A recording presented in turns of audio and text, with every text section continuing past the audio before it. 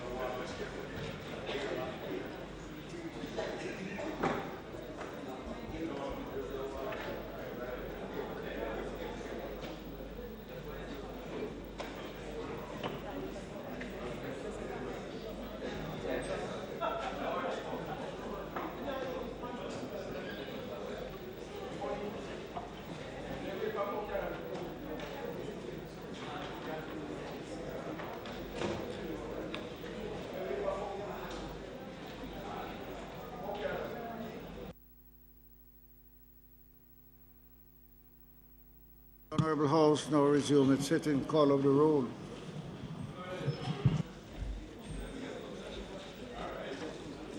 Mr. Whittle. Mr. Whittle. Mr. Samuda.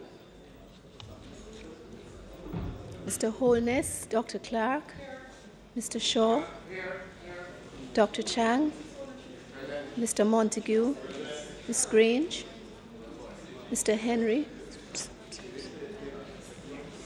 Mr. Bartlett, Mr. Mackenzie, Mr. Chuck, Mr. Vaz, Mr. Darrell Vaz, Mr. Warmington, Mrs. Robinson, Mr. Hutchinson, Dr. Wheatley, Dr. Tufton,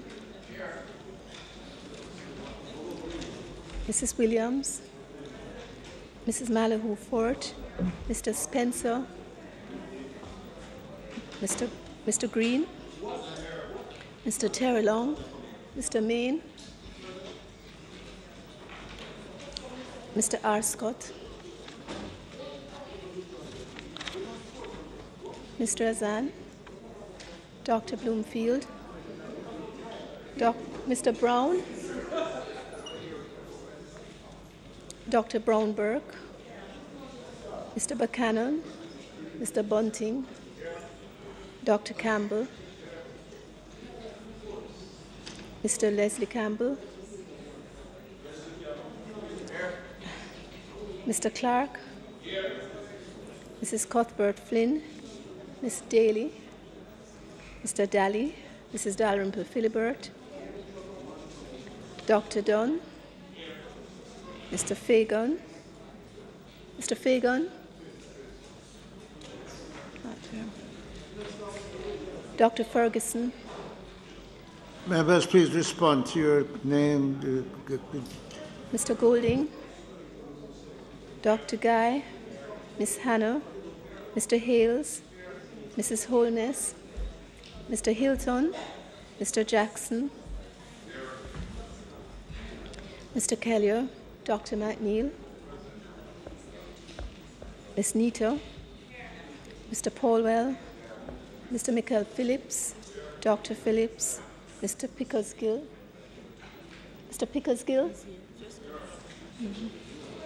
Mr. Redmond, Mr. Robertson, Mr. Robinson, Mr. Stewart, Reverend Thwaites, Mr. Dwayne Vaz, Mr. Wright.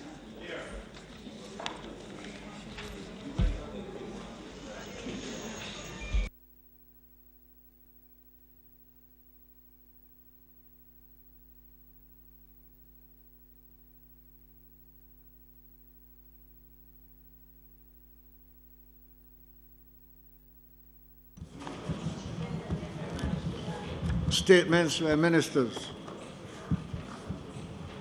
Announcements. Mr. Speaker, just on the matter of statement by Minister, the leader of government business and myself, we did discuss the agenda for the Parliament. And in fact, in the discussion with him, I inquired whether or not we would hear a statement from the Prime Minister today on the issue that has been swirling of Petrojam. And the member did say that there was not going to be a statement, but I know how these things go, so I was really anticipating, having regard, Mr. Speaker, to the absolute seriousness of this issue. And I know the Prime Minister is not here as yet, but I do intend to raise it when he gets here, just because I think the country is expecting to hear something today on this very, very important. Mr. Paulo, if when the minister comes, he has a statement. The leader of government and business will request suspension of the standing orders so that we return to that order.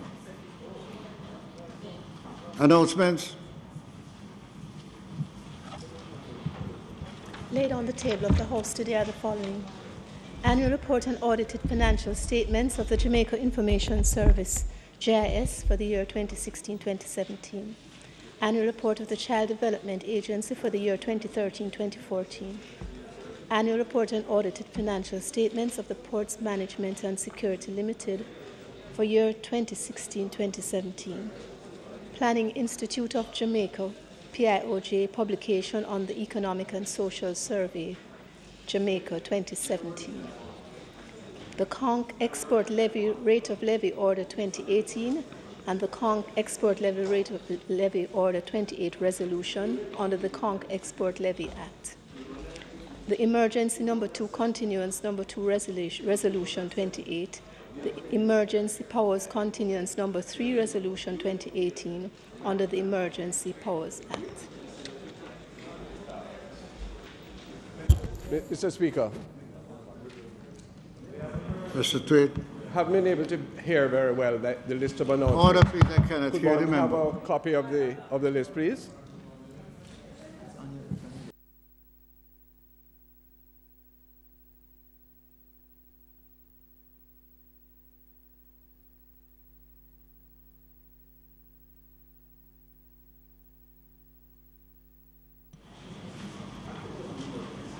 Bills brought from the Senate. Petitions, papers, reports from committees. Notice of motion given orally. I'm so sorry, Mr. Speaker. At our last meeting at the meeting before the last one, where I was present, the leader of government business had undertaken and in fact agreed with us for the appointment of another member to the PAAC to recreate the balance as reflected in the Parliament. I know that it was recorded. So are we going to be able to take that today?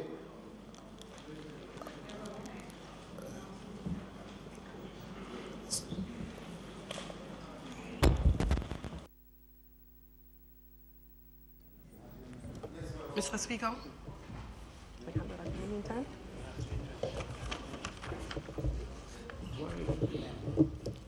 Mr. Speaker,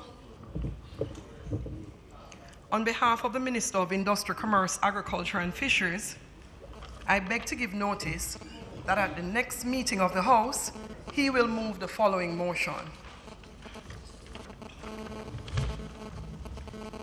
The Conch Export Levy Act, the Conch Export Levy Rate of Levy Order 2018 Resolution.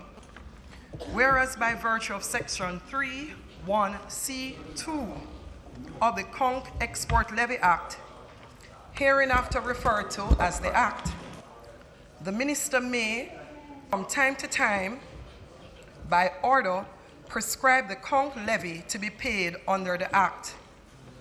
And whereas, on the 19th day of June 2018, the Minister made the Conch Export Levy Rate of Levy Order 2018. And whereas, it is provided further by Sorry, Section on a point of order, 3. Mr. Speaker, on a point of order, I had raised a matter on the item just before, and you have moved on now. Mr. Paul, you stand on a point of order? Yes, yes. We have not concluded. Hold a minute. The member is reading a motion under the topic notice of motion given orally. Okay. And you cannot debate that while she is doing that. But Mr. Speaker, there's no debate happening. There's no member, if you could just yield for me 1 second. I had raised an issue on the committee's report. Now, the member has moved on to motions. Mr. Paul, do me a favor. So, Mr. Speaker. Just wait until she finishes the motion. And we will recommit.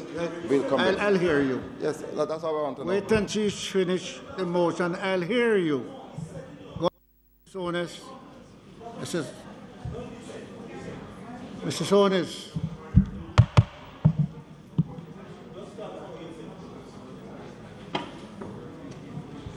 Will you, on the motion given orally, you are speaking on giving a motion. Could you finish, please? Continue.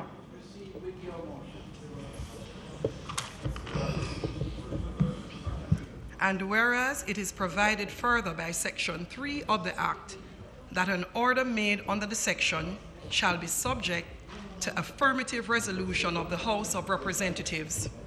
And whereas it is desirable that the Conch Export Levy Rate of Levy Order 2018 be affirmed. Now, therefore, be it resolved by this Honorable House as follows. 1. This resolution may be cited as the Conch Levy Rate of Levy Order 2018 Resolution. 2.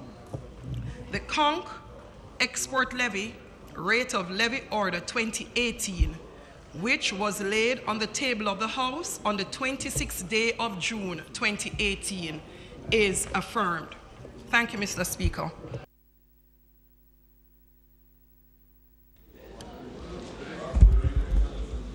Mr. Speaker, we are on notice of motion given orally. And if the member had been just a little more patient, he would have realized that I was coming to it. But I understand we are in some unusual times and every bit of exposure is important at this time. Okay. So, Mr. Speaker, I beg to give notice that at the next meeting of the House I will move the following resolution. Motion. Be it resolved that notwithstanding the motion approved by the House, Honourable House on the 13th day of March 2018 outlining the composition of the Public Administration and Appropriations Committee of this House, that the name Denise Daly be added thereto. Mr. Speaker, I further beg to give notice that at a later stage today I will move for the suspension of the standing orders to enable me to take the motion.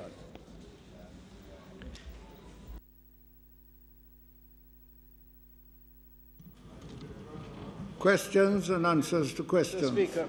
Mr. Speaker, I just wish to bring to your attention that we will be seeking to take the matter emergency powers continuance regulations when he arrives. Thank you very much.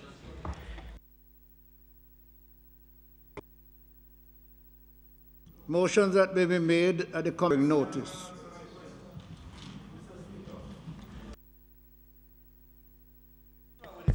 Mr. Speaker, we're on questions and answers to questions. The House Leader is going to get up and inform the House of the questions that will be answered today.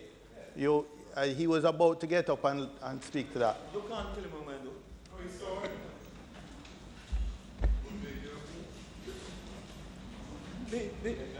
You got information. Mr. Speaker, return to questions and The answers. agenda fits. Peter knows. You saw the agenda. Mr. Bunting, We're going to be done today. But he saw you're aware, I am sure, of the standing orders, and you have before you the order of the day. We are on motions relating to sitting of the House.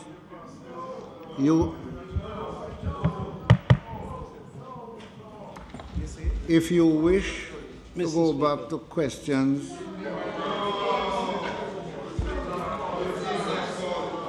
Mr. Speaker, by way of clarification, Mr. Speaker, it is a fact that we seem to have bypassed the item questions and answers to questions. So I wish to indicate that we will be having answers to questions today from the Honorable Prime Minister.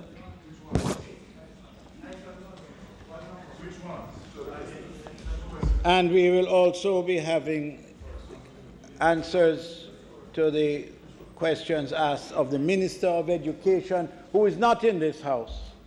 So the Minister of State will answer those questions, Mr. Speaker. So you may wish to call on the Minister of State at this time to answer the question standing in the name of the member. Mr. Wait. If we are to return to questions and answers to questions, you have to do it by a resolution. Because we passed that already. So you ask that we now return. We need a new speaker. We are at motions relating to sitting of the House. Mr. Shemuda, we are at motions relating to sitting of the House. And if you wish us to go back to Mr. Speaker. questions and answers to questions, Carl, just ask for a recommittee. Just ask for a recommittee. No, there's no question there for me. Wait, Mr. Paulwell. Have a seat.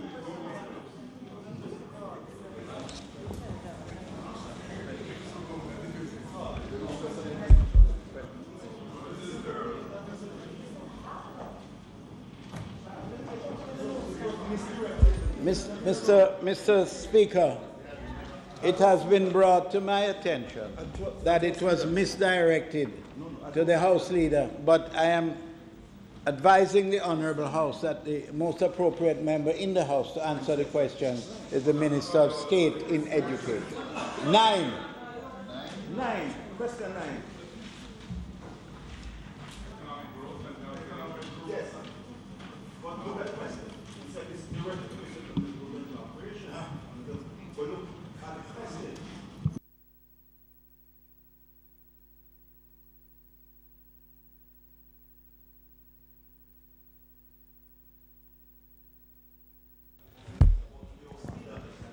Those in favor of us returning to questions and answers to questions, those in favor? Those against? As of it. Questions and answers to questions. Mr. Green? No, Mr. Speaker. Mr. Speaker, on a point of order. The question 10 is overdue for answering. The House Leader has made no mention of that. Question 10 is, I am to ask the Minister of Science, Energy and Technology a number of questions related to Petrojam. What a scandal that is deepening by the day.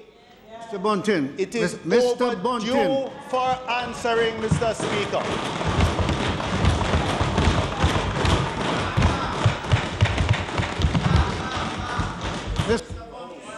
You have a way of not recognizing the Speaker. And I am going to advise you that when I am called to speak to you, you are to recognize me and listen to me. On page 26,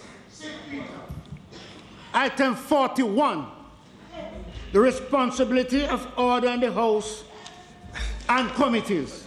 The Speaker of the House and the Chairman of the committee shall be responsible for the observance of the rules of order in the House and Committee,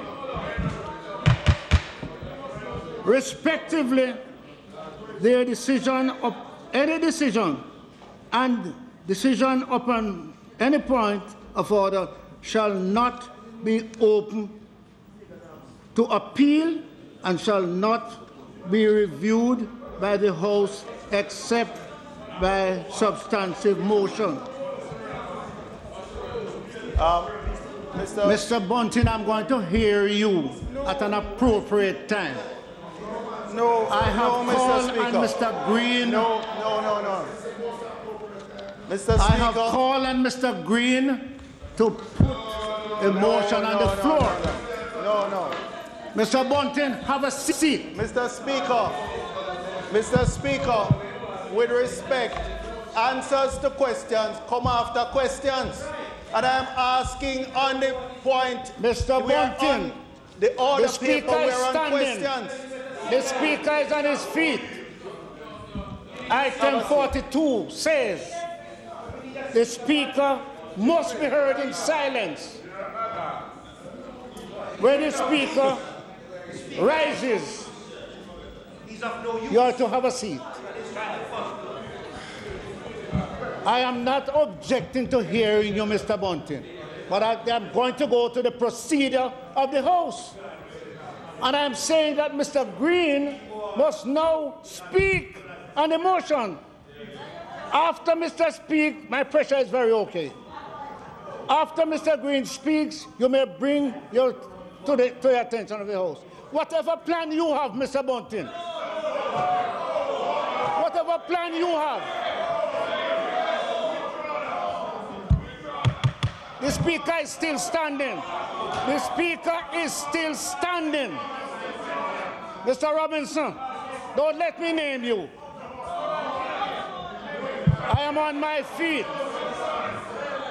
Mr. Green, proceed. Mr. Speaker, the question has to be put. The question has to be put by Mr. Fagan, but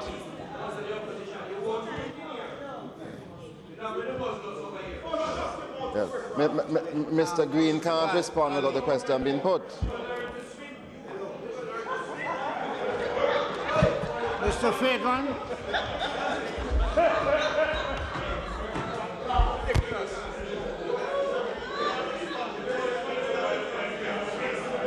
Mr. Speaker.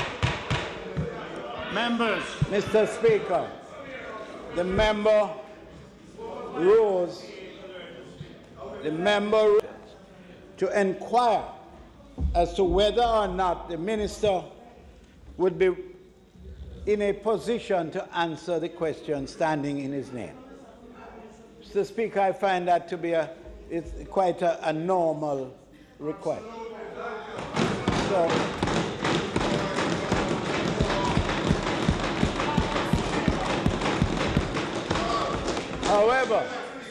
However, Mr. Speaker, I am to advise the member that it is not possible to receive those answers today, but I give you an undertaking that it will be answered at the before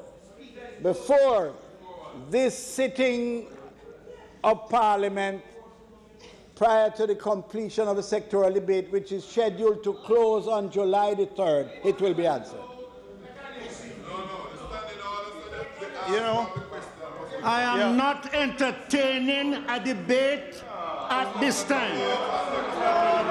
I am calling on Mr. Fagan to ask his question and Mr. Green to answer it.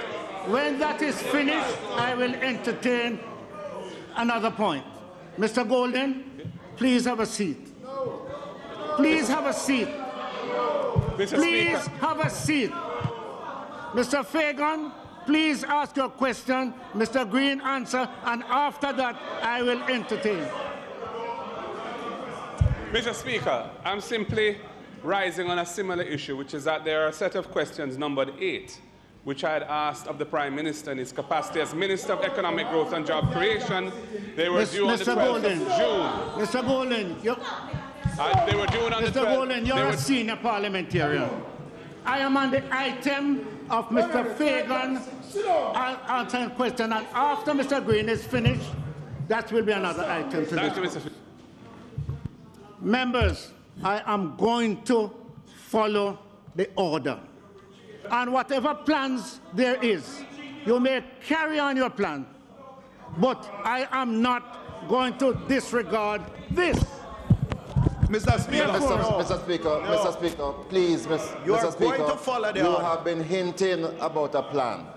Mr. Speaker, I do not think that as a chairman of this parliament, as Speaker, that you should be in, and it is entirely unparliamentary, that you should be saying that of the opposition. I hear you. You're impugning motive. Can we proceed, please? Yes. I hear you. Mr. Fagan? Mr. Speaker. I hear you. I hear you. I have no such plan. Mr. Speaker, I'm standing on a point of order.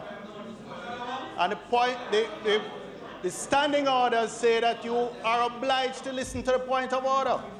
Mr. You Bunting, don't make the standing what time orders, do you preside over the Mr. House. Bunting, what time do I you... am speaking to the standing orders now.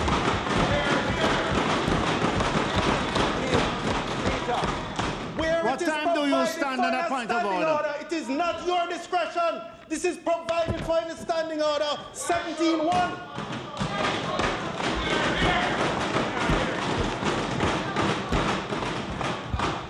Mr. Bunting, I'm going to ask you, allow the Speaker to run this place.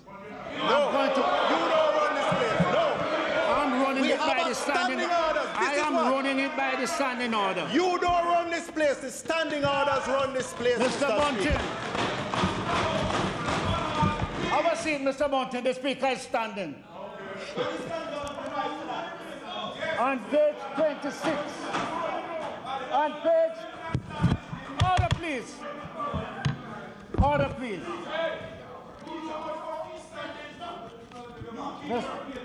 Members,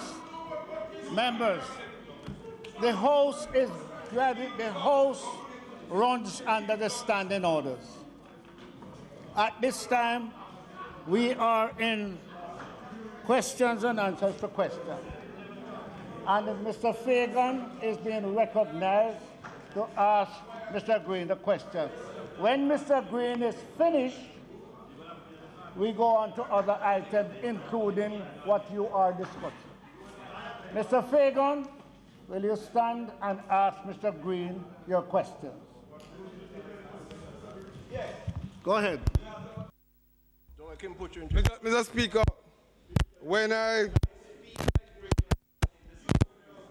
Mr. Speaker, when I start to get the answers,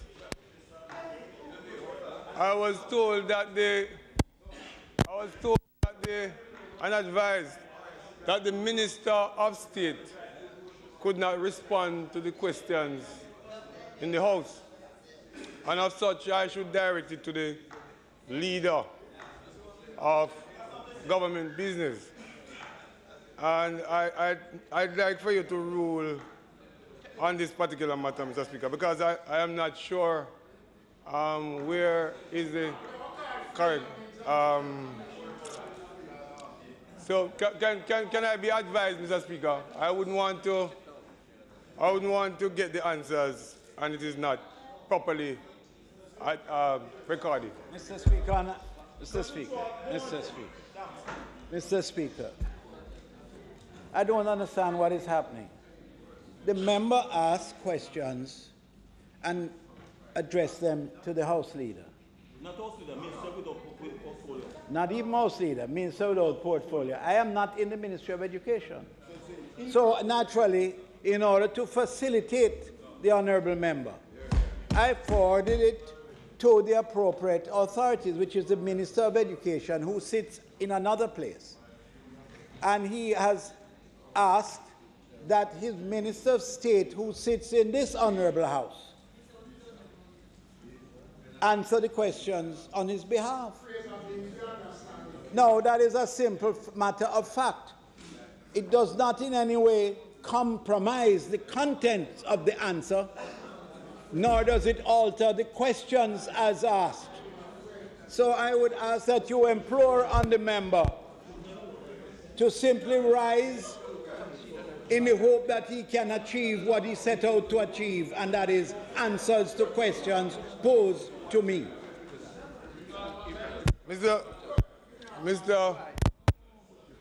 Speaker, I have gotten the guidance and I'm going to follow. Would the Minister the Minister which has responsibility for education answer the questions as listed in my name? Minister Green. Order, please, on both sides.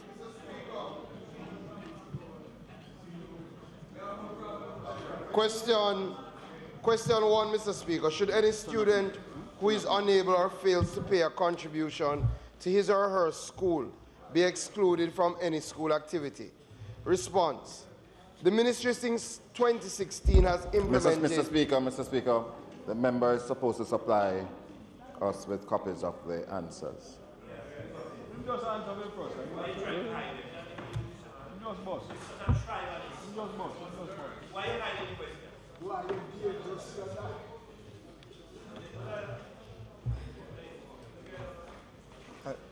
you have copy?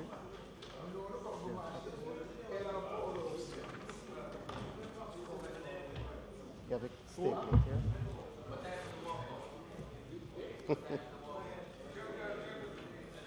The ministry since 2016 has implemented a non-mandatory fee policy, and in its Bulletin 82 of 2017 and Bulletin 91 of 2018 to schools, the directive of this was explicitly articulated that, and I quote, students should not be denied from entering schools because of an inability to pay.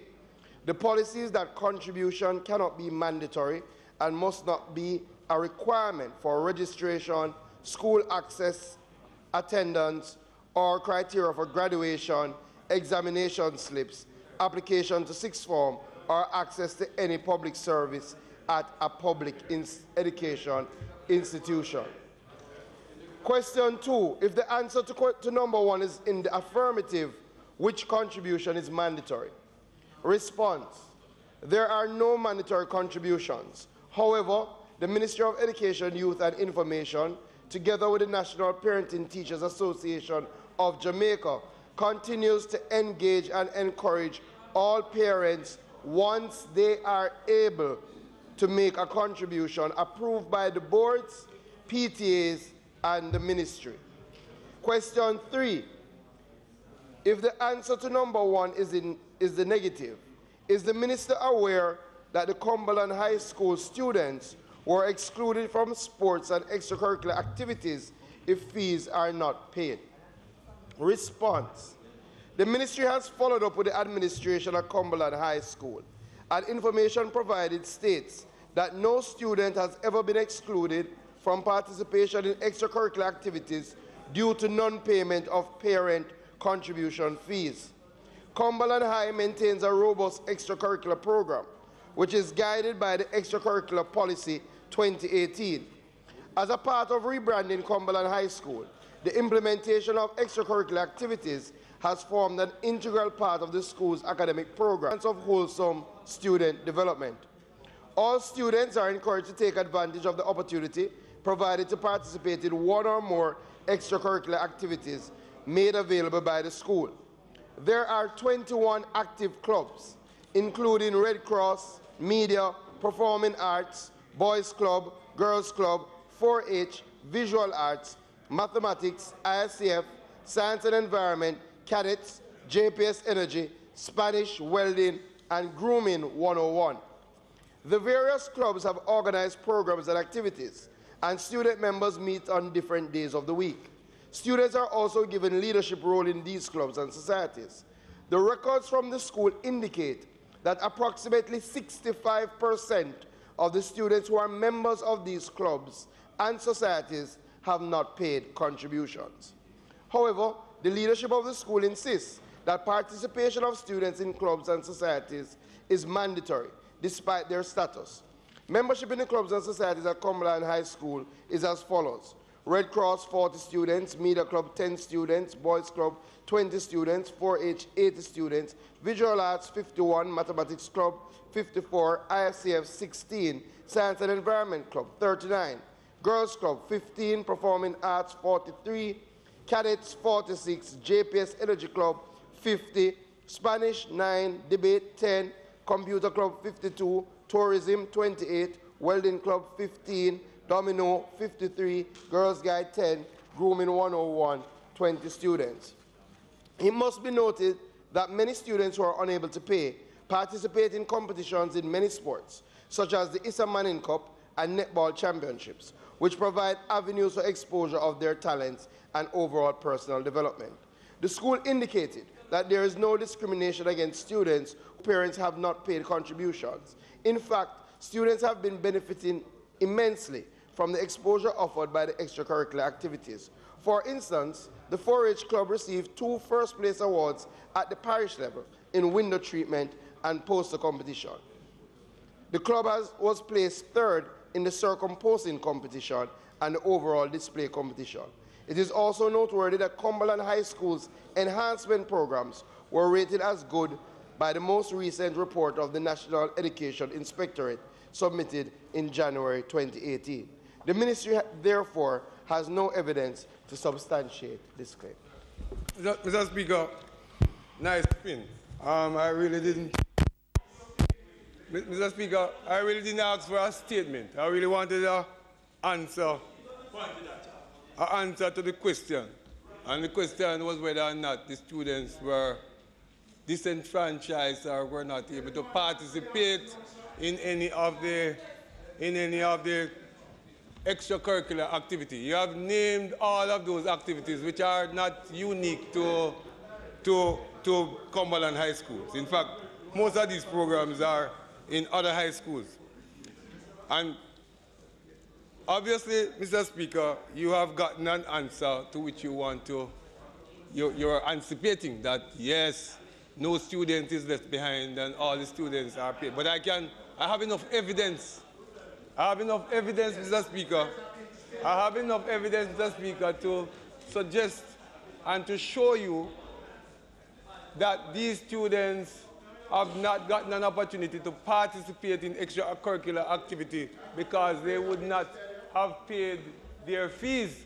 And many of those students, Mr. Speaker, are students who could have been on path.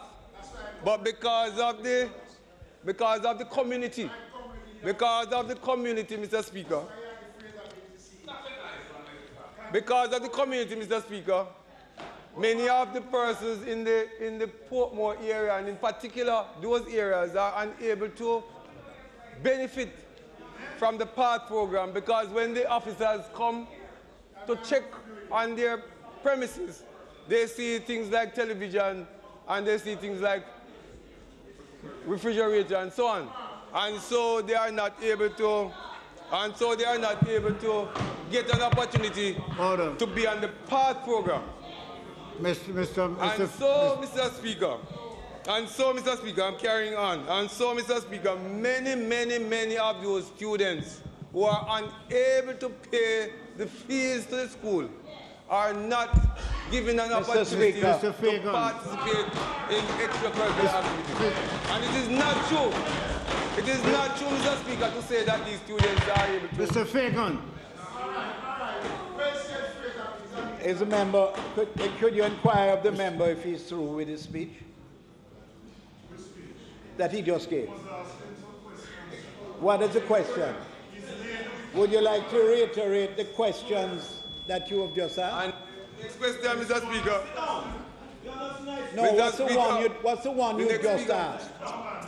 Can you recall the one you just asked? I'm going to ask another question, Mr. Speaker. I'll follow. Order. Would you like to advise this honourable House and the member, the minister, what is the nature of the question you just asked? No, I'm asking the member. Would you please? Mr. Speaker, outside of those matters which I don't believe the answers are factual, I want to find out from the minister if he's aware that many of the schools, especially those in my constituency of Southeast St. Catherine, Mr. Fagan, ask a question. I want to find out, Mr. Speaker. Ask a question. Don't give me. Ask a question. Don't give me a debate. Ask additional questions. Mr. Speaker, I want to find out from the member if he knows that a lot of the students are unable to collect their certificate or any document from the school after graduation because they are unable to pay the fees or fees are outstanding. Right. Mr. Green.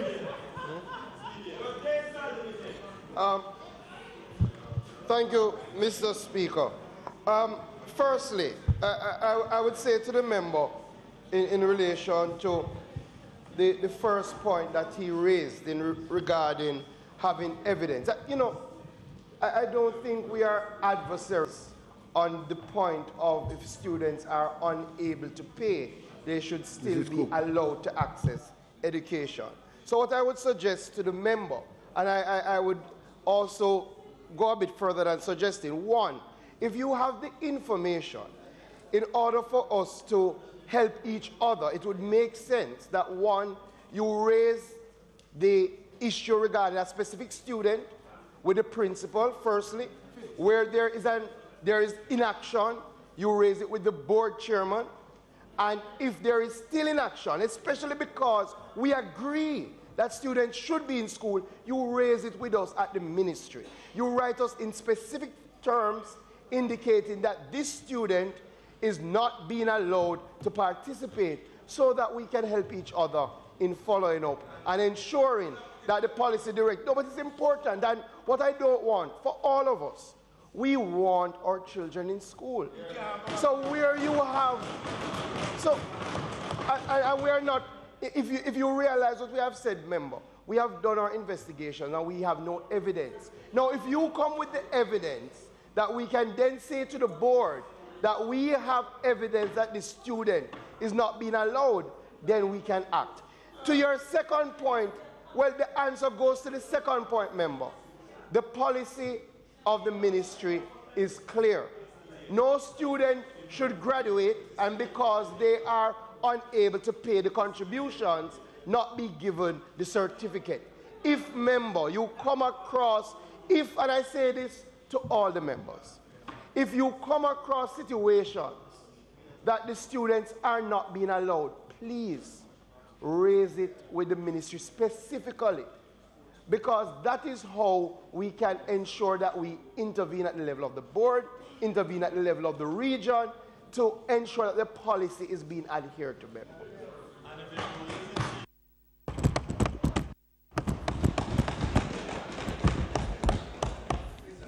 Mr. Speaker, The request, as I had previously stated, the request by the member from Central Manchester with respect to the question standing in his name will not be answered today.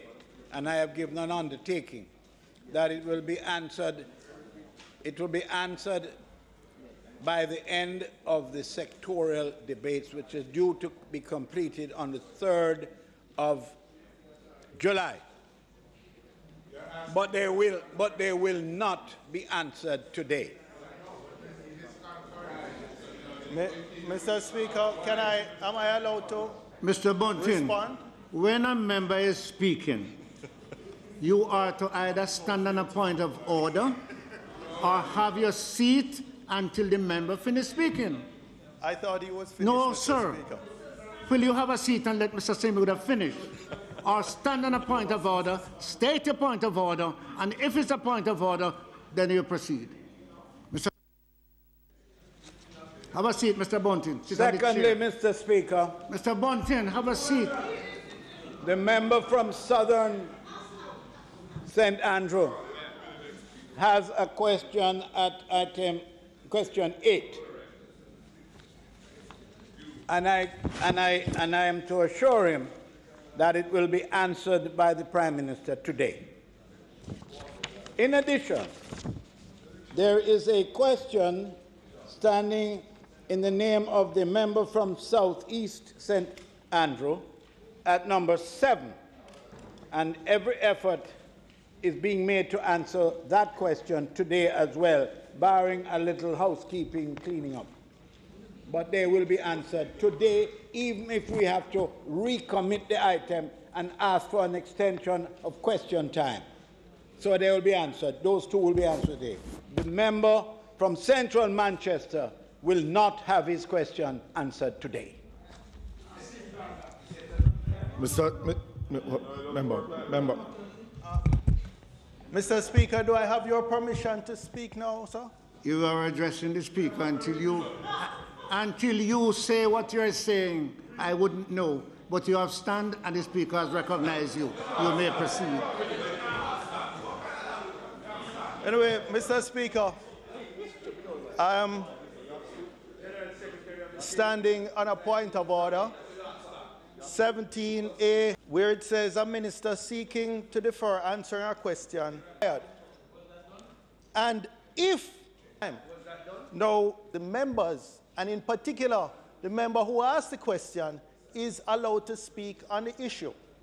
So I am rising to speak consistent with standing order Mr. 17A1. No, Mr. Bunting, you ask a question after Minister. Am I correct? Yes, I did. The Minister is saying that the question will be answered later. Is that... Huh? He said it will be answered before the end of the sectoral debate. I'm going to ask Mr. Samuda to give us a date. I don't want to hear at the end of sectoral debate. I want a date. Question has been long standing, and the House wishes to get a date when the question will be answered. Have a seat, Mr. Bunting. Let Mr. Samuda advise me. Mr. Speaker, I'm not in a position to give a specific date. I've given a timeline. Feel free to pursue that. That will befall that attempt. Mr. Bunting, the Speaker is addressing you. Mr. Speaker. Have a seat. Let me address you, please. Mr. Speaker, in accordance with the Mr. Bunting, yes, you have a way of not hearing me. And I believe you deliberately not hearing me. I am addressing you. Have a seat. Mr. Samuda has advised that your questions will be answered on the 3rd of June, which I think is the next sitting, at least the second sitting. And I am holding him to that. I want dates and I'm getting that your question will be answered on the 3rd of June. I cannot entertain a debate on your questions. No, Mr. Speaker. I will not entertain. 17A1. And I would just ask you to refresh yourself on that, because it requires that the House be satisfied with the explanation. The House, not just the Speaker. And I would like to say, as is my right as a member elected to come here, that I am not satisfied with this explanation, and I will tell you why. Mr. Bunting. Mr. Speaker, please allow me. Please, I have tried to give you all the respect, but I think it is only fair. No, Mr. Speaker, I am not sitting. I am not sitting. It is only fair. Your responsibility as Speaker is to be fair and balanced in giving equal time to government and opposition in this House. Have a seat. And I am not. No, Mr. Speaker. No, Mr. Speaker. We're not sitting down. We're not sitting down. Because you're not being fair and balanced. And we're not sitting down. We're not sitting down. I am very well. We're not sitting down. I'm very well aware of the plan. I am very well aware of the plan. That you'll be walking out, and so you can proceed. It doesn't bother me. We're not walking I am saying, if all members want to disregard the Speaker standing, you may do so, and I'll name all of you. No, we're not sitting down. No.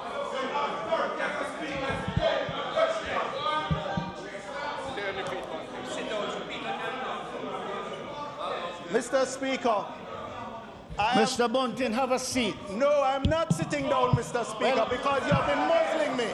I'm not sitting down. Allow the member to speak. On page 26, item 42. No. When the Standing Speaker Order of 17A1 the House stands during the debate, any member then speaking or offering to this speak is not a debate. shall This is sit down. question and answer to question.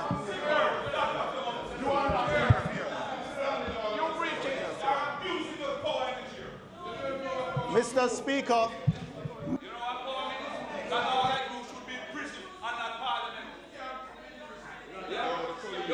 Mr. Speaker, the standing orders is what this Parliament has decided is to govern the operations of this House, not the random discretion of a Speaker.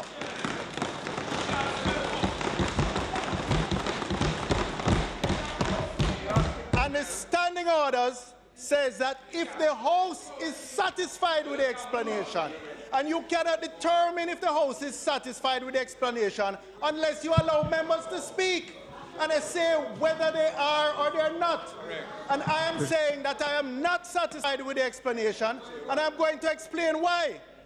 I'm not satisfied with the explanation because the minister has had 1 month to come up with these fairly straightforward, factual answers. Mr. Bunting. I'm not satisfied with this explanation because you, Mr. Speaker, you and I were at a parliamentary workshop this morning. The Hansard a seminar not to record on the what you are saying. Of parliamentary democracy. Hansard, do not record what Mr. Bunting is saying. A fundamental element of parliamentary democracy is parliamentary oversight. And the first plank of parliamentary oversight is questions by parliamentarians for ministers who are responsible to Parliament.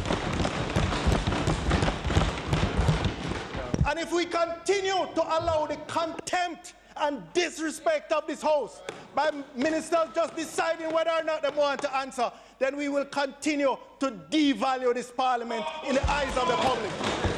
Point of order, Mr. Speaker. Mr. Bunting, and you, Mr. Speaker, have a responsibility to be neutral. You have a responsibility to be neutral as presiding officer. Mr. Speaker. Every time I get up in this House, you jump on me and you try to vote me. And I'm not standing for that anymore. I'm calling the attention Point of order, Mr. Speaker. Leader of the House. So, Mr. Point Simuda. of order, Mr. Speaker. so Mr. Speaker. Mr. Speaker, point of you're order. obliged to listen to me in this house. Arise on a point of order.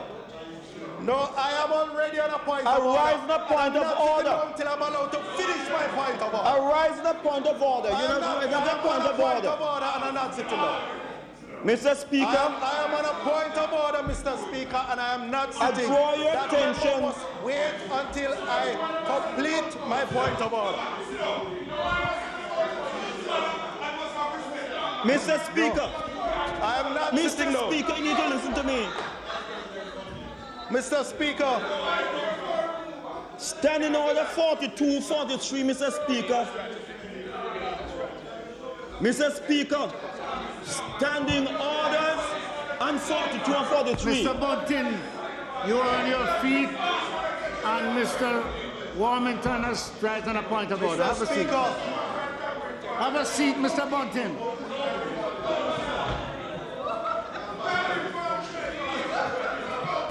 Mr. Speaker. Mr. Speaker, I am on a point of order. No, it's going too far I'm not sitting down until I'm allowed to be finished my point of order. You Mr. can't Speaker. supersede me with a point of order. So sit down. Hold on. Sit down. I'm not sitting down. I'm not. Mr. Speaker. This type of disrespect has never been shown to a former Speaker, Michael Pierce. Never. Never. Because I am not yielding here today. Mr. Speaker, use your authority and authority over nonsense. It's a name. Have a seat, Mr. Warmington.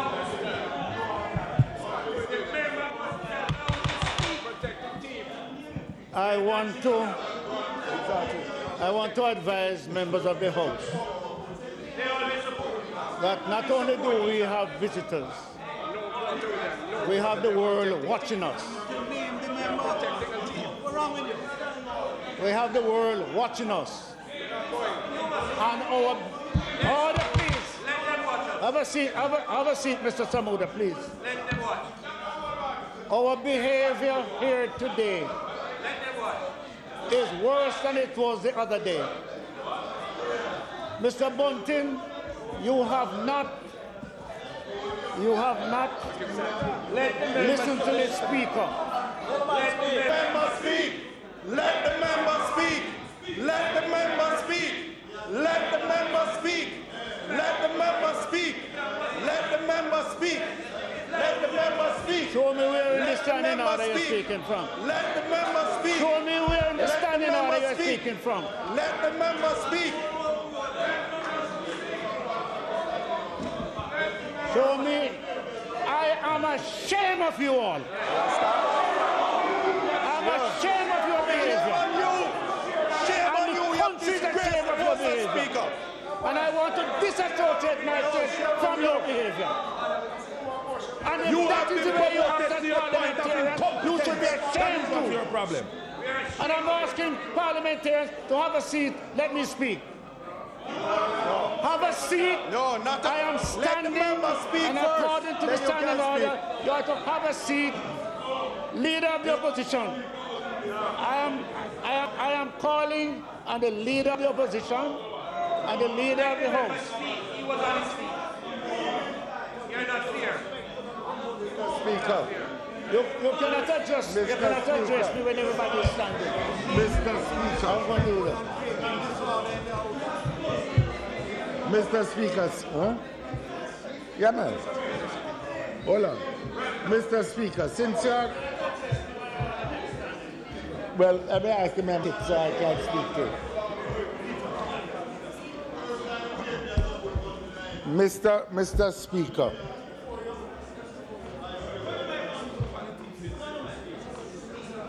Okay.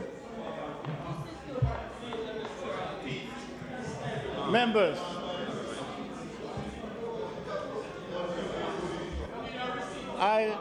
order please.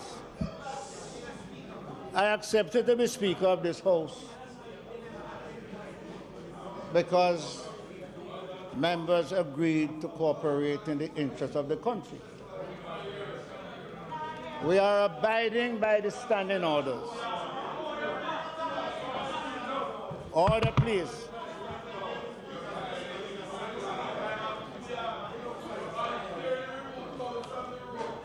Mr. Bunting has disobeyed the Speaker. Mr. Speaker, Before I do you what I have to asked do. me to say something. And Mr. Speaker,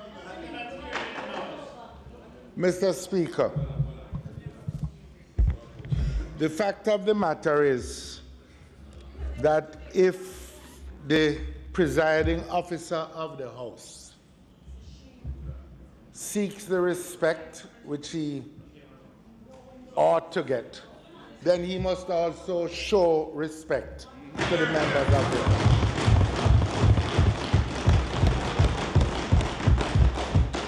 And it would seem, Mr. Speaker, that the way in which the House is being presided over does not offer that respect to the members of the opposition.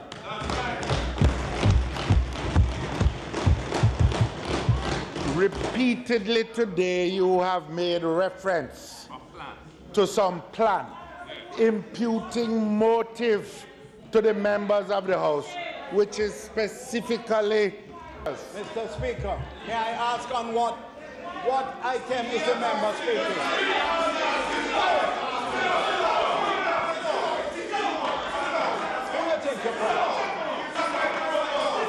On what item is he speaking?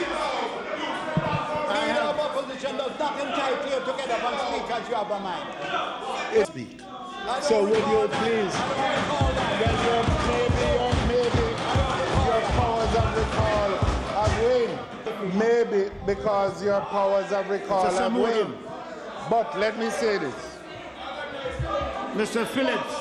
He has no privilege to stand and speak at will. Mr. Speaker, Mr. Phillips. The matter, Mr. Speaker. I have not invited you to assault the Speaker in the House. Mr. Speaker. And you know that you are doing something wrong. You're a senior parliamentarian. Mr. Speaker. And I'm going to... The leader of the opposition, after he has paraded in Mr. Square, get up and give a grandstand speech. It's out of order. Out of order. Mr. Speaker. You can all bow down to him. It don't matter to me. And take your campaigning somewhere else. You want to leader, go somewhere else with it. Mr. Speaker, modicum of knowledge of history can only proceed if we have some measure of respect for each other and if we have some measure of cooperation. We all, Mr. Speaker, we all are governed by the standing orders of the House, as you have said, and we are governed by the Constitution of the country. Of the repeated disregard of the standing orders, the structures of accountability in the country and which are centered on this parliament are being eroded. Questions are not being answered. Parliamentary committees are not being appointed. We are not getting any statement of accountability in the face of the greatest. Mr. Phillips. Mr. Speaker. You know something, I expect better from you. Mr. Speaker. The country expects better from you. I am pleading with you, Mr. Speaker. No. Favor. The rules of discussion don't require that you have to agree with me, but the rules of politeness require that you hear me. No. That's all that is required. No.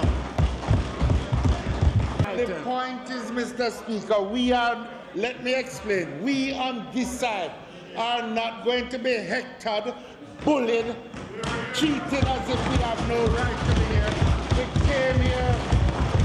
We came here of Jamaica and who we answer to. I'm not saying you have less. What I am saying is that you need to allow the standing orders to speak.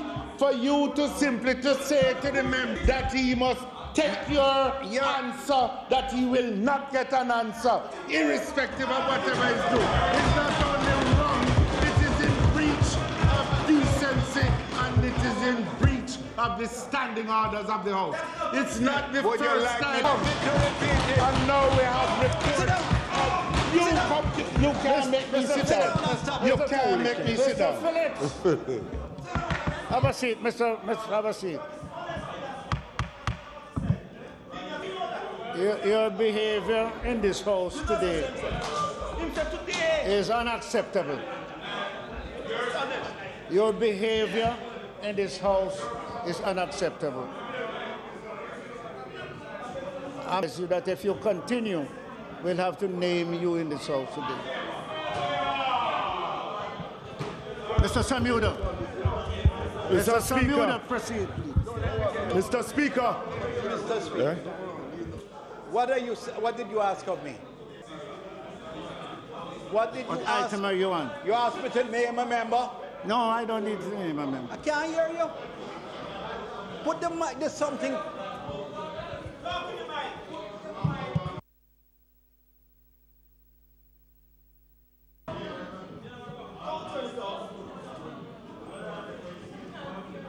We are on motions relating to the sitting of the House.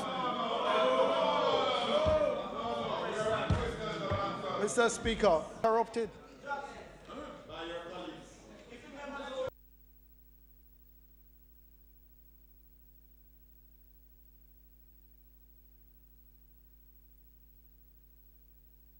Sitting of the House.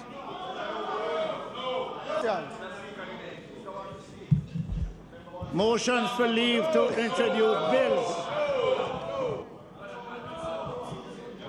Presentation of bills without leave of the House first obtained. Mr. Speaker, you said that we are to address you, Mr. Speaker.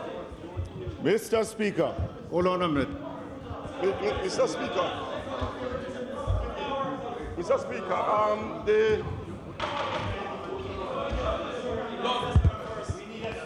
Mr. Speaker, and I believe we should ask for the suspension of time being 3:45, Mr. Speaker. We cannot proceed. We cannot proceed with question and answer to question unless we have the suspension of standing orders. So, Mr. Speaker, the member has moved a motion, and I want, yes, well, Mr. Speaker, I am moving the motion that the item question answers be allowed to be taken after 3:15 today. I so move.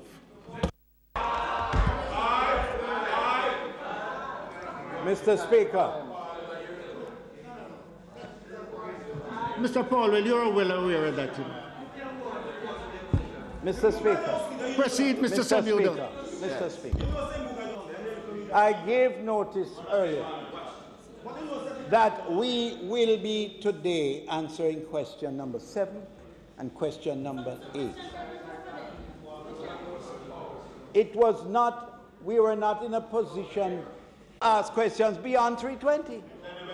Good, so we have it now. So in the interim, I am suggesting to you, Mr. Speaker, that we proceed down the order paper to make nonsense about recommittal. Presentation of bills without leave of the House first obtained.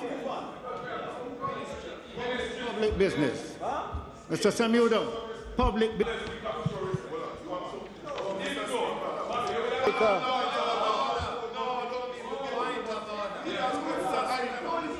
What do you mean, no? Mr. Phillips, have a seat. Have a seat, Mr. Phillips. What would you like to do? Member, have a seat. He's standing on the member is on his... What is the point of order? We are on public business. Mr. Speaker, a few months ago, Mr. Speaker, you in this House, your words sitting there in that seat, Mr. Speaker. Why don't you be quiet? Why don't you be quiet? Mr. Phillips. Mr. Mr. Speaker. Phillips, the world is watching you. The people in the audience watching you. We have passed that item. It cannot be, We Mr. are Speaker. public business. I have 3 questions. Question 11, 12, and 13 standing in my name. That should have been answered today also. I have not heard anything on it. But you, Mr. Speaker, gave your word in that seat there, Mr. Speaker, a few months ago, that you are going to ensure that questions be answered on time. And from time, and since then, Mr. Speaker, you have not held your word. But yet still you come to muzzle us on this side, Mr. Speaker, which is unacceptable. Okay, Mr. Phillips. So, Mr. Speaker. That is enough for the Speaker. Speaker, hear you. I can't hear you, Mr. Speaker. Assure you, I can't hear you, Mr. Speaker. I'm going to assure you that I'll be giving you dates when the questions will be answered. No, but Mr. Speaker, it constantly happens. You have to sit when I'm speaking, you know. Have a seat, have a seat. You see, you're afraid to shut up the member on that side, but it is okay to muzzle me. Shut him up, Mr. Speaker.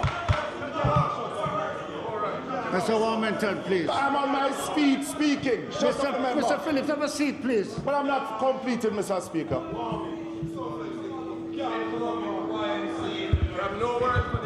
Mr. Phillips, if you disregard the Speaker, you are not going to get what you are saying recorded. And that is not you. Please have a seat, please. I am saying to you, you ask a question. Mr. Speaker, I just like you and the other members on this side is frustrated when we can't get the answers to the questions that we ask. And it is constantly being, we on this side is constantly disrespected from members on that side, Mr. Speaker. I am sent here just like all of us inside here to be able to ask the ministers and ask members in the House questions. Ever since we have started this new parliament in 2016, Mr. Speaker, you yourself have disregarded the standing orders and allowed them too much leeway. Mr. Phillips. Mr. Phillips, please have a seat. No, Mr. Speaker, but I'd like an answer. When will I get seat, Mr. Phillips. No, Mr. Speaker. Mr. Speaker. Mr. Phillips, I'm not going to entertain you discussing an item that is not being discussed at this time. The leader of government has advised you that at a later stage today, we are going to return to the item of questions. I'm not going to entertain a debate on that. I have announced public business. I'm not going to discover debate on questions. No, but Mr. Speaker. And I'm going to ask you, Mr. Phillips, live up to your standard. No, but Mr. Speaker. Do not bring Mr. Speaker. I have asked I just need an answer. When will the questions tabled in my name, when will they be answered? That's all I'm asking on your behalf. They will be answered within the same time frame that I gave the member from Central Manchester. Your questions are due for answering today. You will, and between now and then, they'll be answered. But you did not specify to the questions that I asked. You specified to other. I'm just seeking. So I'm saying questions on the order paper standing in your name.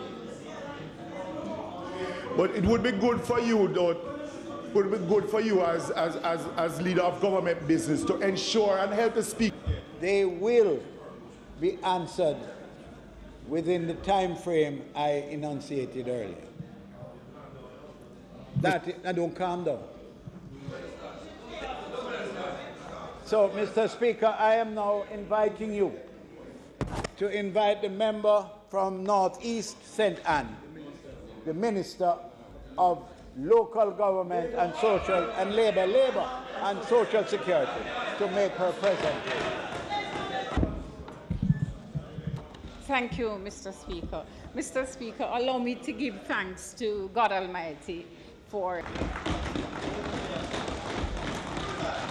I I want colleagues on both sides of the House for the tremendous support and encouragement provided to me over the past 2 years, and in particular during the last financial year, and Social Security, and some of them are here today in the gallery supporting me. I must thank the team who have carried out their of a much greater effort in bolting the foundation for lasting prosperity through dignity and respect for the people of Jamaica. Mr. Speaker, I sit in this honourable House because of the privilege granted to me by the people of Centre and Northeast and the tremendous partners, the World Bank, the Inter-American Development Bank, the International Labour Organization, the U.S. Department of Labour, the Jamaica Employers Federation, the Jamaica Confederation of Trade Unions, and other private sector and civil society. Mr. Speaker, since my last sectoral presentation, a member of our dedicated team, Mr. Gressel Smith, who served as Chief Technical Director and later of Labour Relations in Jamaica, has been indelibly etched in our minds, and for that, we know that we owe him a debt of gratitude. This year is of great significance for all Jamaicans, as it marks the 180th anniversary of the 1938 Labour Uprising, which resulted in the establishment of the Labour Department, which later became the Ministry of Labour and Social Security. Mr. Speaker, the policies and moving to bolt the foundation we have laid over the last 2 years so that the prosperity that we all desire can be achieved with the dignity and respect for all Jamaicans. Mr. Speaker, we have to on and have paid careful attention to the implementation of policies, programs, projects, and initiatives that will enable us to achieve our mandate. Greater emphasis will be placed on positioning the Ministry of Labour and Social Security so that it plays a more integral role in increasing vulnerable groups in the society. This means that our priorities will be centered around increasing workplace productivity, increasing employment within the context of the decent worker vulnerable groups. Mr. Speaker, public sector transformation is an imperative that I endorse. As a ministry, we must be moved to put greater scrutiny on our public officials to ensure that the connection between the effective management of our public accounts and fiscal affairs are instances of financial irregularities within the Ministry of Labour and Social Security, that public funds are used for the purpose for which they are intended. So we are working with the relevant state agencies responsible for investigating these matters, and I wish to assure the public that measures have been introduced to improve internal transparency. And Mr. Speaker, let the chips fall where they may. Contribution to economic growth through increased productivity. One area in which we will be focusing a great deal of attention over the next development, competitiveness, job creation, and prosperity. The nation's understanding and awareness of the importance of productivity improvements and its contribution to economic growth is not fully appreciated, and hence the ministry will be stepping up its game for a public awareness campaign so that every employer, every employee, in fact, every Jamaican will appreciate the connection between organizations to become more productive through training and technical support. A strong emphasis will be placed on the adoption or adaptation of innovation as a driver of productivity. Mr. Speaker, for the first time, 2 private sector organizations, the Gleaner Company and to promote productivity in schools, along with the formation of productivity clubs in high schools. This is a very important development, as it recognizes that if we inculcate a strong product, so I'm pleased to inform this Honourable House that the Japan International Cooperate on quality and productivity for the next 2 years. This is a welcome development, as it will allow the Centre to add quality to its productivity portfolio.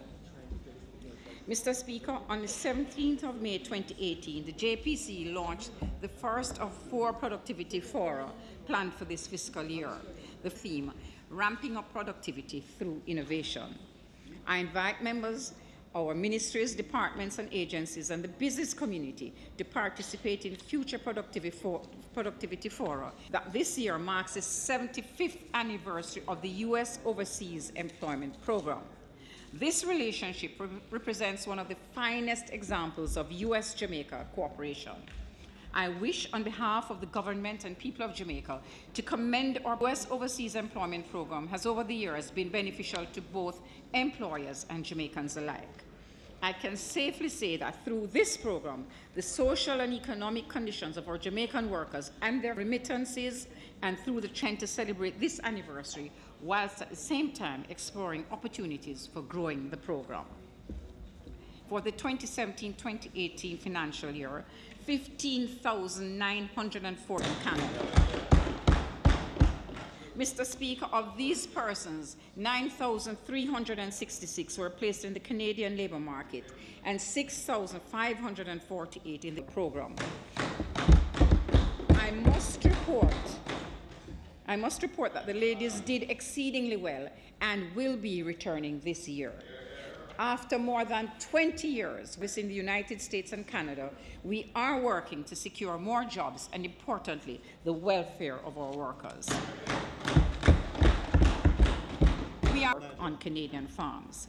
We continue to improve our facilities to serve our farm workers with dignity and respect. In the last financial year, approximately $15 million was spent renovating the dorms and processing facilities at East Street. This year, provide local employment and related services to job seekers, employers, and the general public. This will be undertaken through the Electronic Labour Exchange Unit. Since April 2017, approximately 1,092 persons have been placed in local employment by the unit. This represents an increase of 20.5% over the previous year.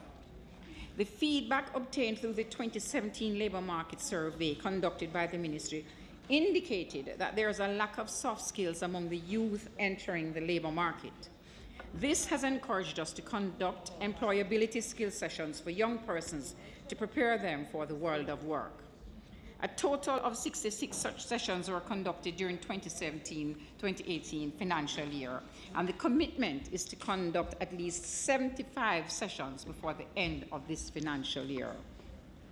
Mr. Speaker, there are some areas in which I would like to make a few comments in response to the misguided position of Member Daly in his presentation to this Honourable House a few weeks ago. Let me, however, remind this House of the progress realized under JLP administration since we took office in 2016. The records have shown, Mr. Speaker, has grown. We have experienced increase in growth in GDP, and we have created thousands of jobs. In addition to that, Mr. Speaker, the rate of unemployment has fallen to 9.6%, the lowest in decades, and the rate of poverty has fallen by over 4%. Mr. Speaker, the impression given by Member Daly is that the ministry is giving preference to foreign nationals over Jamaicans with regard to the allocation of jobs. I want to make it clear, Mr. Speaker, that this administration does not see workers as a commodity, and hence we value our Jamaican workers and hold them in high esteem.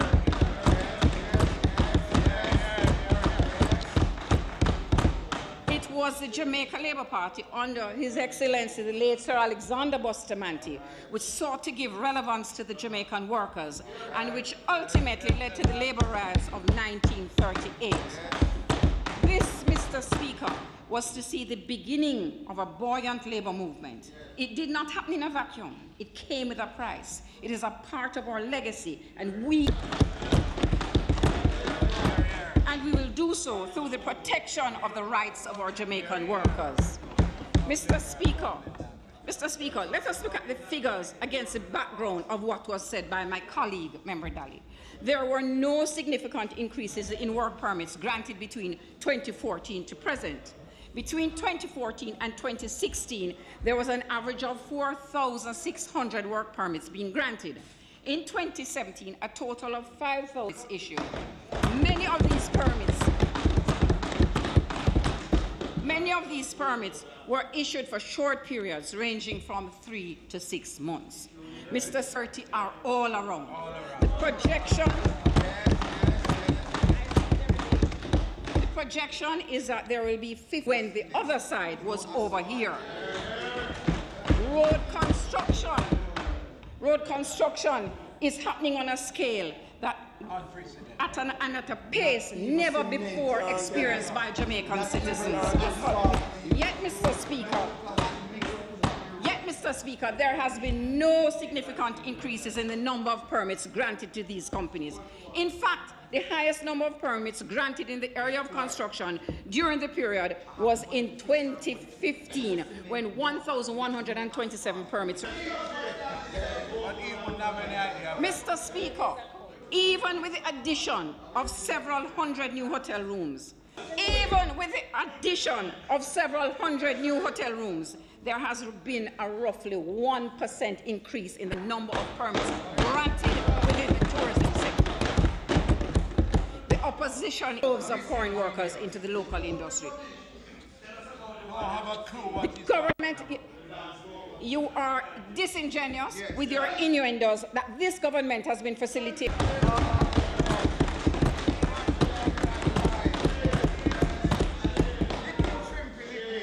Mr. We can't promise to never issue another work permit. We at the Ministry of Labour and Social Security are committed to ensuring that priority is given to Jamaicans within the local labour force. Mr. Speaker, this government remains steadfast in its commitment to transforming the labour market countries to bring about job creation and economic growth. Mr. Speaker, last week I tabled the Labour Market Reform Agenda report submitted by the Labour Market Reform Commission. I have already begun implementing a number of the recommendations. Some of these recommendations have far-reaching implications and will require further analysis to determine the most appropriate strategy for implementation. I wish to assure the Parliament and people of Jamaica labour market reform a reality. The 2017 National Labour Market Survey conducted by the Ministry of Labour and Social Security demonstrates the government's effort to provide evidence-based research from industry level on the labour market. It is also intended to provide training and educational institutions with data to inform their programs and curricula. Our task at the Ministry, Mr. Speaker, is to work closely with training institutes. Last week, we tabled two very important studies: the Ministry's second report on labour market trend and prospects for employment in Jamaica, and the employment opportunities for low of employment in growth sectors, such as the business process outsourcing, tourism, the creative industries, animation and film, construction, manufacturing, and energy and mining. The Low Skills Report shows that globally, low-skilled workers are needed to give office and administrative support, fast food preparation, sales, building, and ground maintenance and website. And I hope that everyone would have had the opportunity to visit the Ministry's new and improved website. In keeping with the technological age and to meet the changing needs of our clients, we intend to launch a labour market information system, allow employers to register their vacancies and for job seekers to register their resumes. I want to say special thanks to the 135 and the steps we are taking to improve our services to them. Mr. Speaker, we are encouraged by the increase in the number of persons with disabilities who are now being employed by organizations across Jamaica. Data from the National Labour Market Study revealed that about 10% of firms surveyed employed part in preparing persons with disabilities for the labour market. During 2017-2018 financial year, 76 students with disabilities were enrolled in various programs offered by the Abilities Foundation. 79 graduates are placed through the Social and Economic Inclusion for Persons with Disabilities project, funded by the IDB, as well as assistance received through the Heart Trust, NTA, and the private sector. Mr. Speaker, the Ministry of Labour and Social Security occupies a very unique place in government. In addition to our line function to develop and implement labour policies, we also have a horizontal function to ensure industrial harmony. The Industrial Relations Department in Jamaica and oftentimes work behind the scenes with employers and workers seeking consensus and mutual agreement between disputing parties in order to ensure that there is industrial harmony. And Industrial Disputes Act has resulted in a significant increase in the number of cases that have been reported to the Ministry. A large number of these disputes are brought by individuals resulting from a failure to follow due process. I'm pleased to capacity to respond to issues affecting workers and employers alike.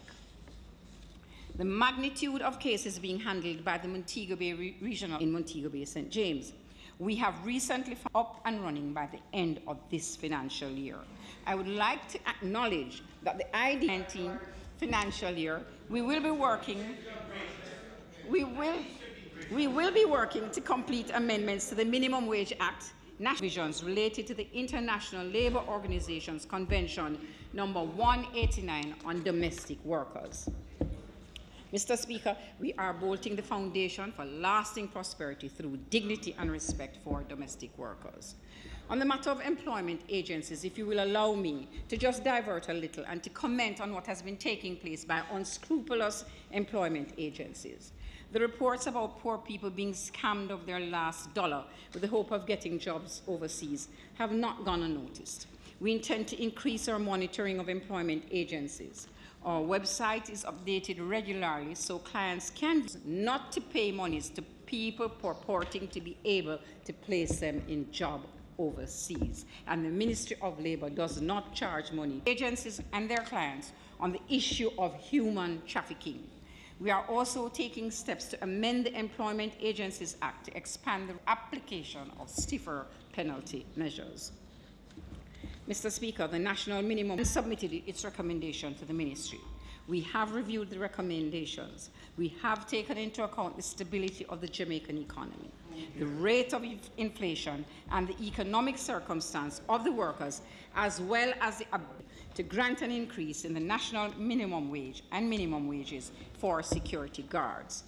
I'm pleased to announce, Mr. Speaker, that effective August 1st, 2018, the national will be increased, moving from $6,200 to $7,000 per week.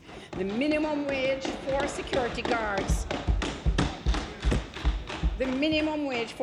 guards would also be increased from $8,854 to $9,700, approximately 12.9% or 9.6% respectively. And once again, the minimum wage is just employer who wants to pay more, they can do so. Mr. Speaker, I've just announced an increase in the minimum wage for security guards.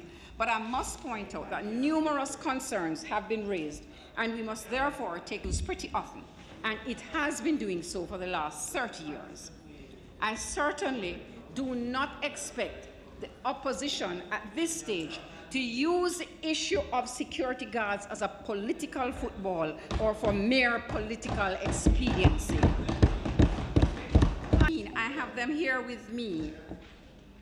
I did not see anything in your sectoral presentation, Member Daly, in 2007, and you didn't say one word about security guards.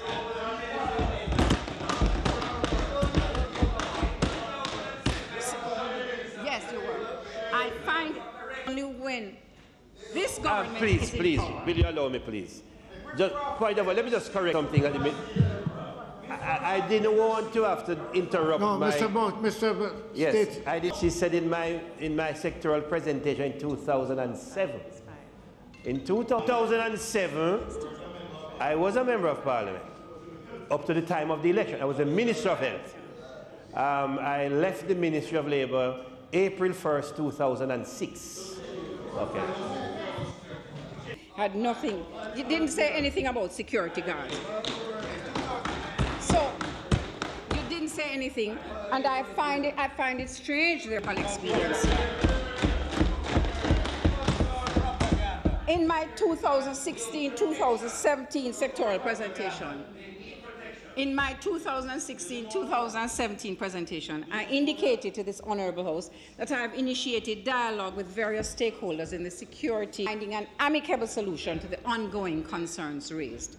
Mr. Speaker, my resolve was a win-win approach rather than resort to a confrontational one, which could be prejudicial to social dialogue and the relationship we now enjoy through the Labour Advisory Council.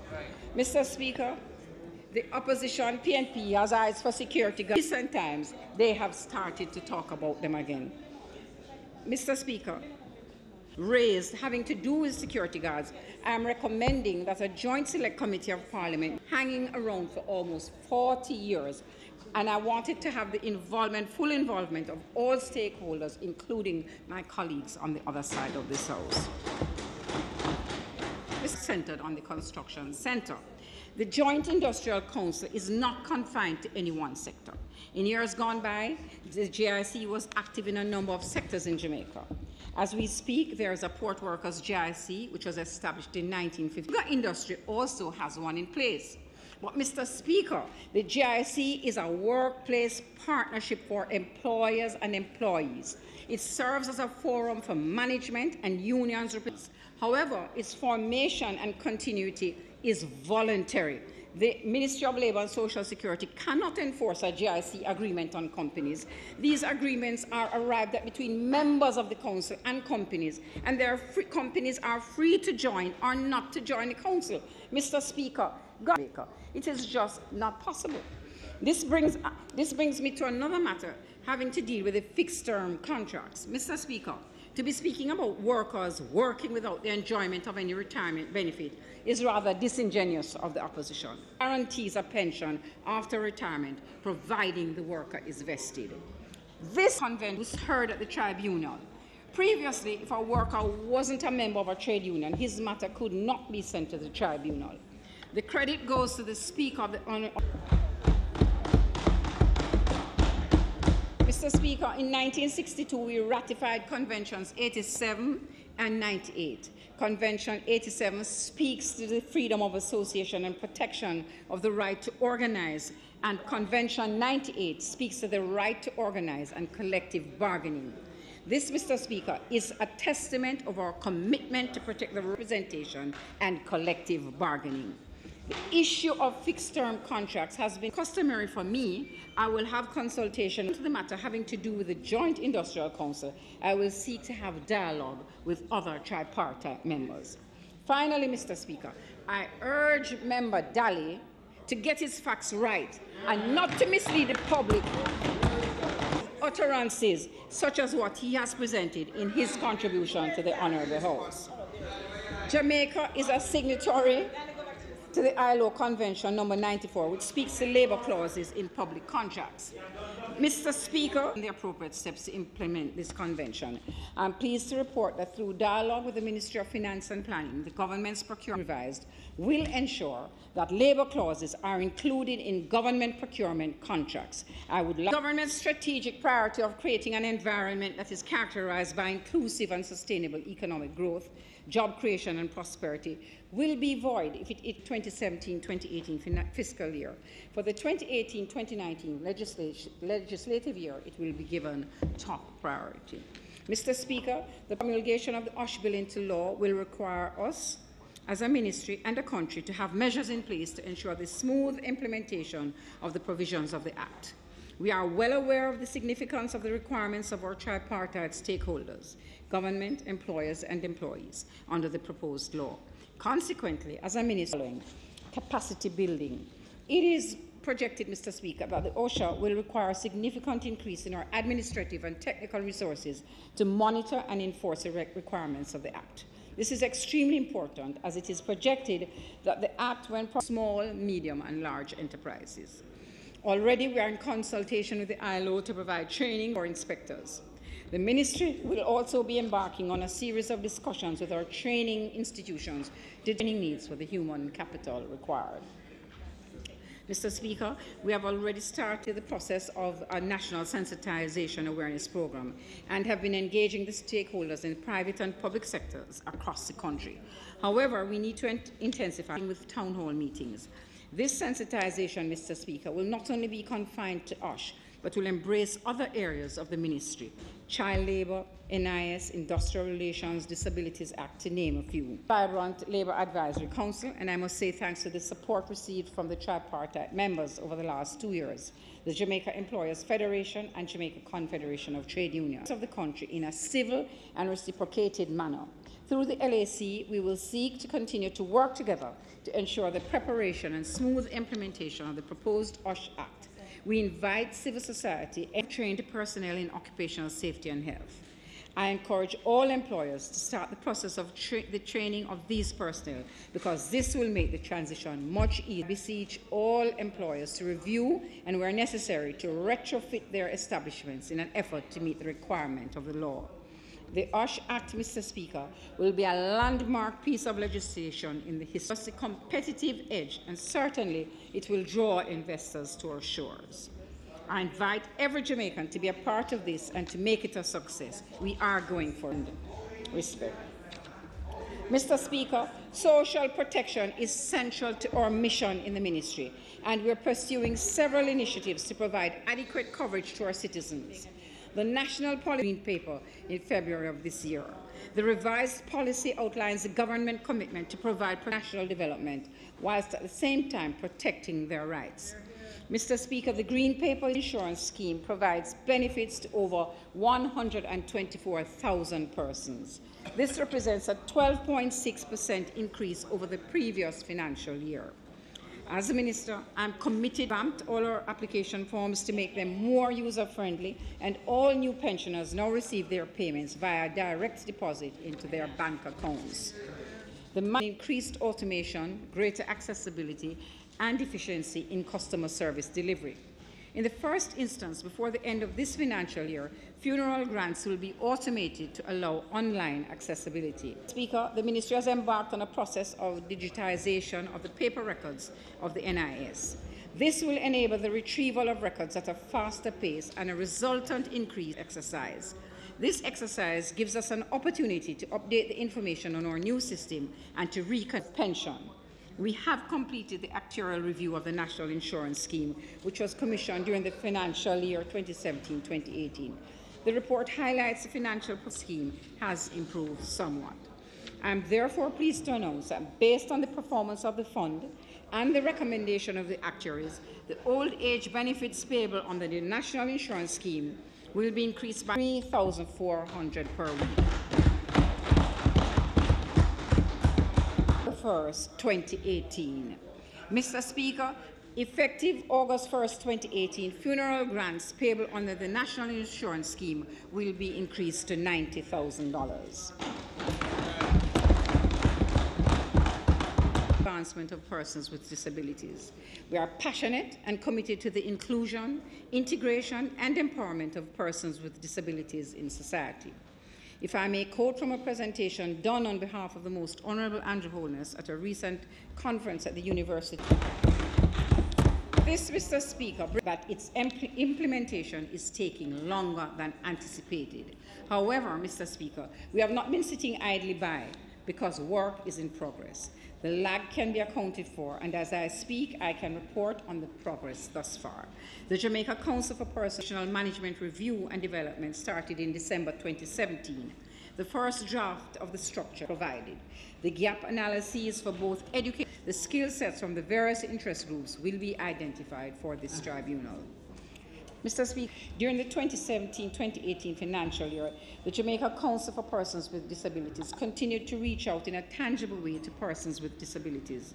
For the 2017-2018 financial year, financial assistance in the amount of $12.5 million, 339 females and 357 males received assistance for assistive aids, education and training, medical expenses, transportation, income-generating projects, employment support staff, and compassionate grants. $1 million for economic empowerment grants. Approximately $24 million has been allocated in the 2018-2019 financial year to provide support for persons with disabilities. We continue to ensure that persons with disabilities are protected entrepreneurs or employees. The Ministry encourages all persons with disabilities to register with the JCPD. Registration can be done at any of our parish offices island-wide. When registered, the Ministry will be better able to serve the needs of the community. Mr. has been budgeted to be spent on the PATH program. The program continues to target 360,000 Jamaicans who are poor and in need of assistance. In June 2017, there was a 30% increase in the level of benefits paid to all categories of beneficiaries, which include children, pregnant and lactating mothers, the elderly, and persons with disabilities. We recognize, Mr. Speaker, that after 15 years of implementing their progress and the need for continued participation in the program. That reassessment began in September of 2017 for some 11,000 PATH families who have been beneficiaries since 2002 and 2003. Mr. Speaker, PATH, the success of the program in achieving these educational pursuits are now part of the labour market. Mr. Speaker, we have persons in society today, workers, you name it, who once benefited from the PATH program. In commemoration of the 15th anniversary of the program, the Ministry awarded 17 scholarships to students pursuing tertiary level education. Mr. Speaker, it was difficult to select the scholarship recipients as we to become independent of state assistance. We will achieve this through the Steps to Work program and more active case management.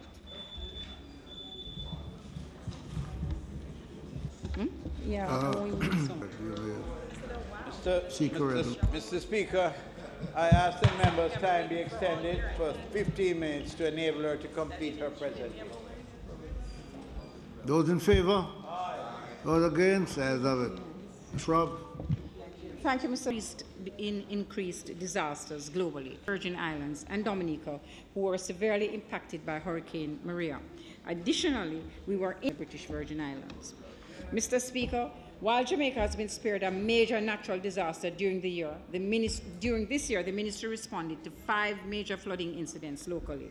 In addition, we responded to a significant number of fires, especially in the parishes of Kingston. The Ministry of Labour and Social Security provided relief assistance and supplies to over 2,600 spent by the Ministry on this activity to support persons in their recovery efforts.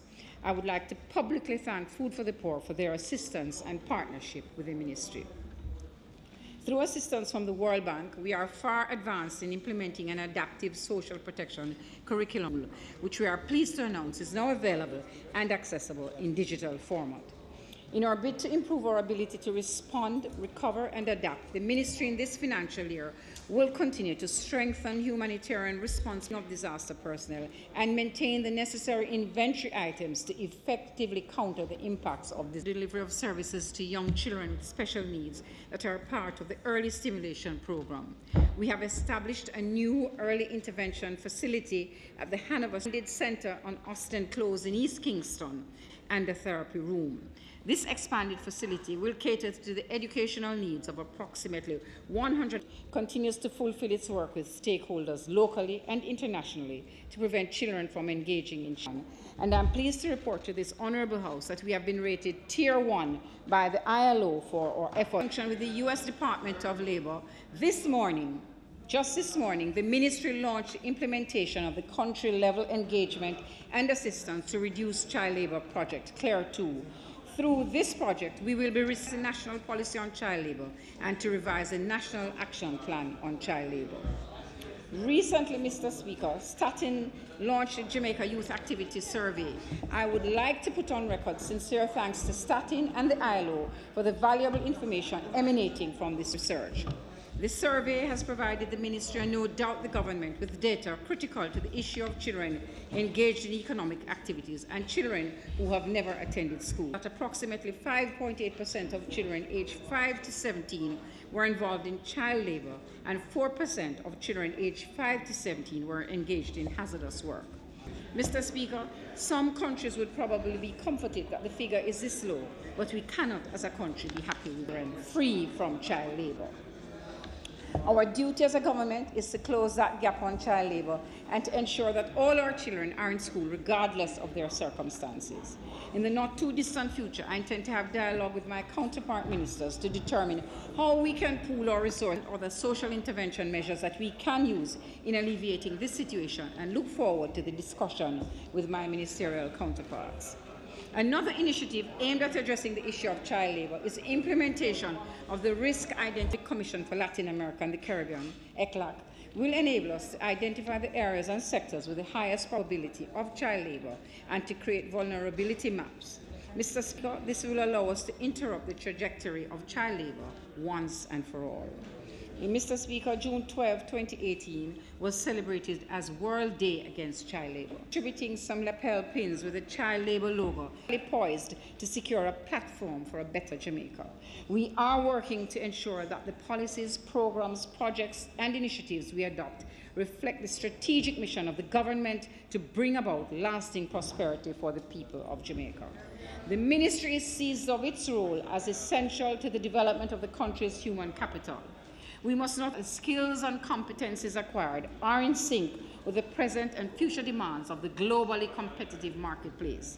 And even as we pursue those objectives, we must work to ensure that the vulnerable among us are provided. The historical circumstances demand no less of us if we are to represent with pride the legacy of our forefathers. Be even unconcerned about the human suffering, humiliation, and indignity that generations before us had to endure. The events of 1938 is a wind beneath our wings, so that our efforts at the ministry is to put all of that in context to ensure that our legacy will respect for all Jamaica. Thank you, Mr. Speaker.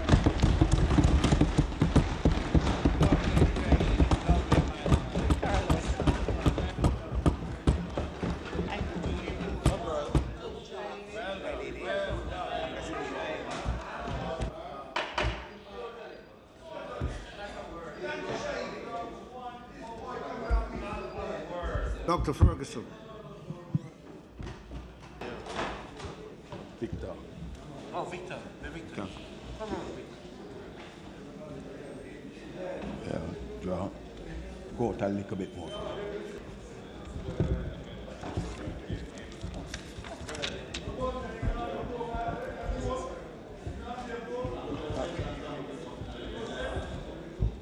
Mr. Speaker, colleague Parliament House, it is late as the vicissitude of the globalization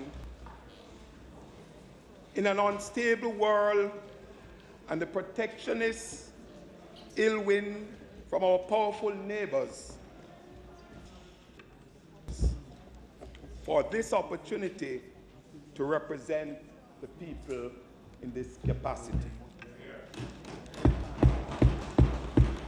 Special congratulations to the member from St. Andrew South on his first presentation as Shadow Minister of Finance. It was a fiery opening. I commend Minister Shaw, Minister of Agriculture, for the energy that he has brought to the portfolio. But in truth, energy alone cannot be, is much more profound. It requires a new deal. Although today's presentation will be my first in this capacity, I'm no stranger in 2002. Mr. Speaker, a committed modern approach to agriculture underpinned by smart technology and adequate funding will not only improve the lives of economic stakeholders to steer our youth from crime and put us on a path to harmonious living in a Jamaica that works for all. Mr. Speaker, I especially greet those in the gallery of cyberspace. Mr. Speaker, despite the resilience of our now stands at almost $1.2 billion. That a decade ago. Jamaica requires a new deal for agriculture and rural development. A new deal centered around adequate funding, adequate food storage capacity, climate use of technology, the blue economy, and the human capital in agriculture, and the creation of opportunities for wealth creation for the youth in agriculture. And Mr. Constituency, Mr. Speaker, my office staff members, I want to thank my driver, my security, my councillors, caretakers, constituency and divisional executives, the workers and polling division captain and cluster manager. I also want to take this opportunity to thank my family, led this afternoon by Bloss, who is in the gallery, and friends of Eastern St. Thomas, Jamaica. At least, I want to thank the people of Eastern St. Thomas for 25 consecutive years and memorable years, Mr. Speaker, making me, Mr. Speaker, a 6-star general.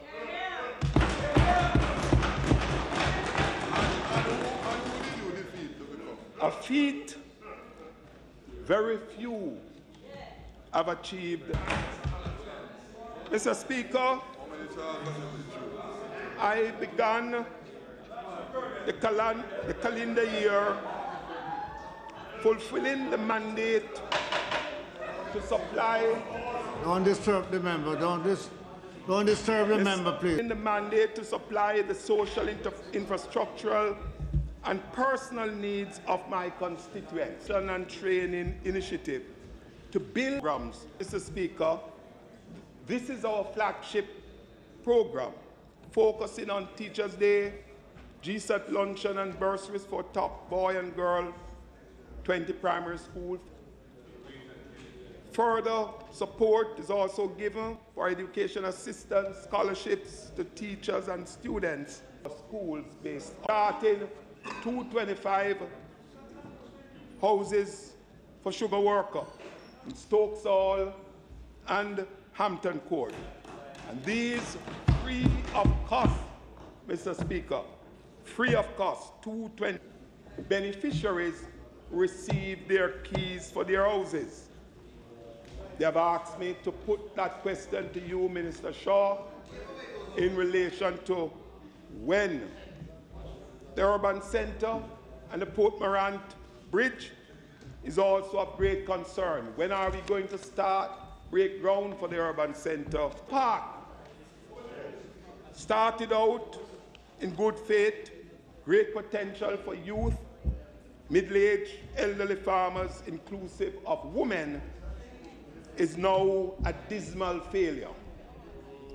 Visited the park 2 weeks ago. It was a shame to see the level of deterioration. The area to tour the agro park in Eastern St. Thomas along with myself and your technical people, because that agro park, we will follow it up. Situational analysis of the agriculture sector.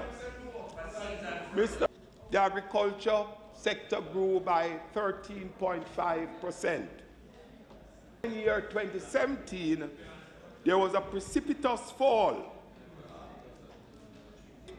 Mr. Speaker, this was due in part, we have lived on the brink of the unpredictability of weather and have not truly invested in based on rain and flood. It created negative toll. Both administrations for sustainable growth and to achieve our 2030 development goals. And Job Creation Ministry, coupled with an Economic Growth Council, create an anemic sector on for optimism. There is a few crops, sugarcane. Mr. Speaker, the coffee farmers are an important part. In 1617, the coffee crop produced 23,000 boxes of high mountain coffee per box in 2015-16 to 4,000 per box in 16-17. Average of 30 box coffee beans and finished products. Mr. Speaker, because of the value of this industry to the livelihood, in relation to disease control, Mr. Speaker, a new way scheme to offer hope to farmers when parasites and natural disasters strike. 5%.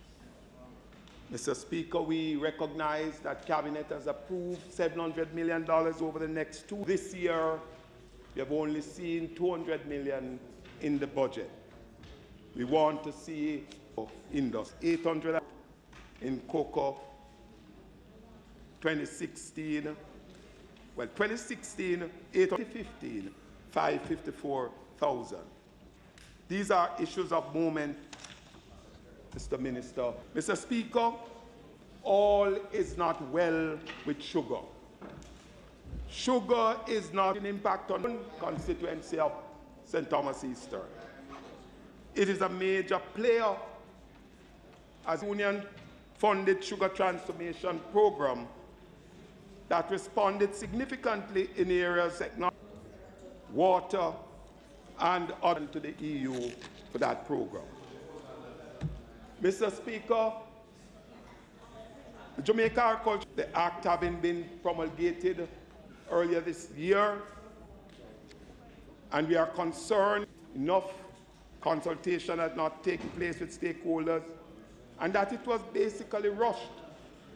The Industry Board, in its early days, the intellectual leaders in agriculture have been raising concerns about these new licensing fees, large registered under the Act.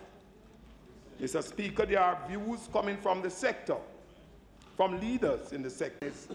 Jamaica, the Act seems to have ignored the realities of the standardization infrastructure, which allows for third-party use in relation to food safety. The law seeks to prescribe standards for code of good practice, which are conflicting. Established, celebrated 123 years, the 29th of May 2018. Society have impacted on the agriculture sector. They have 203, and that is of moment in relationship. Mr. Speaker, the JS has also continued to promote the sector and the farmers at the den to make the opposition's New Deal for agriculture required us and require bold and change your livelihood. New Deal must make titled lands available, putting the rural community at the center, mindful of the fiscal space in which we are operating. This New Deal will start with the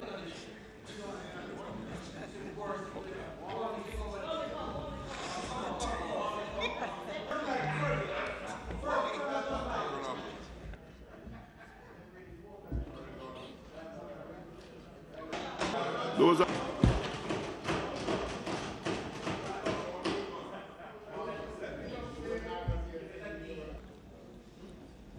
but the sector forward with confidence that there are funds to deal with. Recognize that a $6 billion budget would not be able to carry that. The bond proposes a 20-year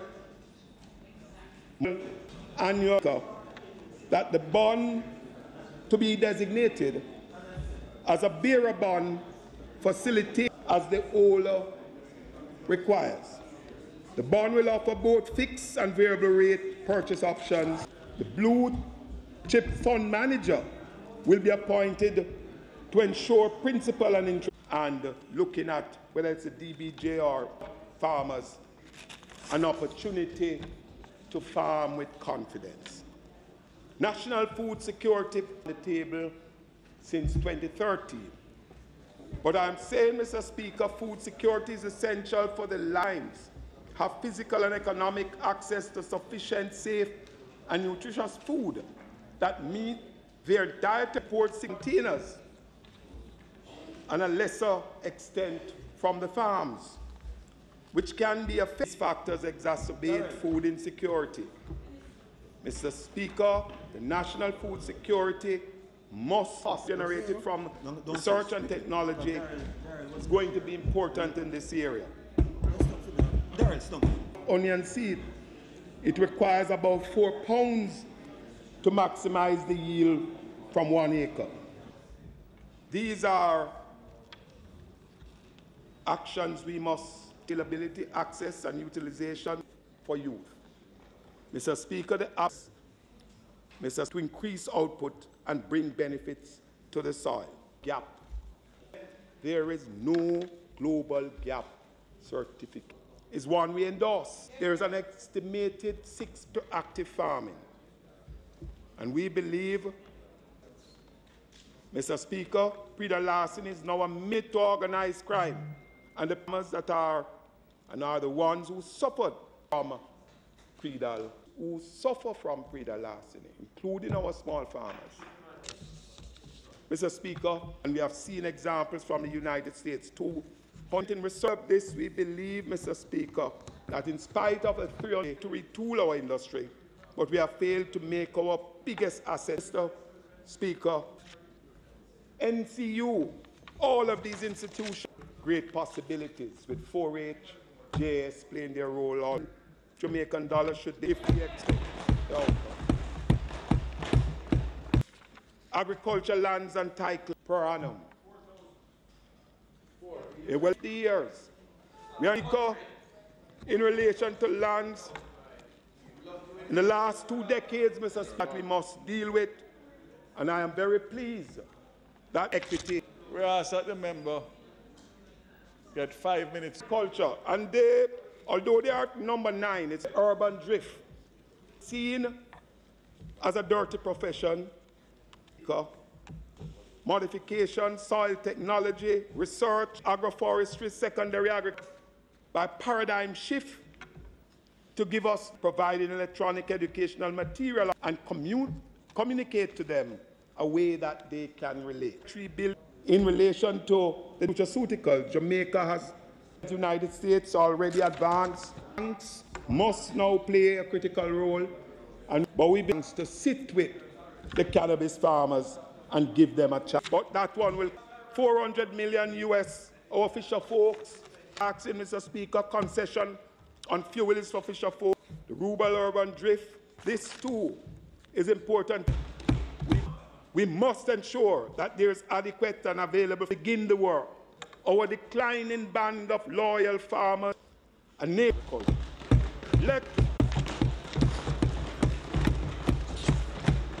Totally sure, of course, well researched and speaker.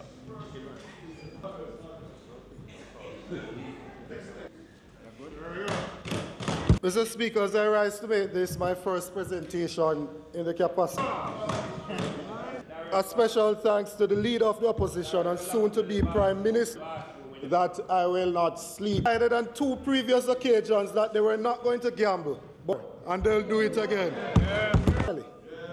Who have been a tower of strength and have made a tremendous better place for my 3 Campbell to grow having a healthy population. The minister in his presentation stated that it is I remind the minister that it is his based on their ability to pay. However, the inequality in how as this policy of delivery, as employees are overworked and brings public and private providers of healthcare to the table for a feasible financial health promotion and a return to 100% dissatisfaction with the public health system. A local government representative, none other than Kim Brown Lawrence from the Brownstone Division, and this for them because they were literally sick and tired. With our health sector, if it is deserved, go right ahead. We have very strong human and material relations. Jamaica Move seems to be the big idea. Mr. Speaker, I would also want to give credit for the budget is really about 3% of real gross domestic, whilst the global average. A lot has been said about the debacle at Cornwall Regional Hospital. Let me make my in 2009 when the member from. However, under this Minister of Health, according to his own words, the intent that the minister heard when he over a team in place that is independent. I welcome that. To get attention and all of those of the suffering of the nurses and others that they are to endure at Cornwall. As his public relations team, he would not be sitting here as minister today. We do not have a prime minister who will use authority. And I quote, Dr. Campbell, you don't know me yourselves, quote.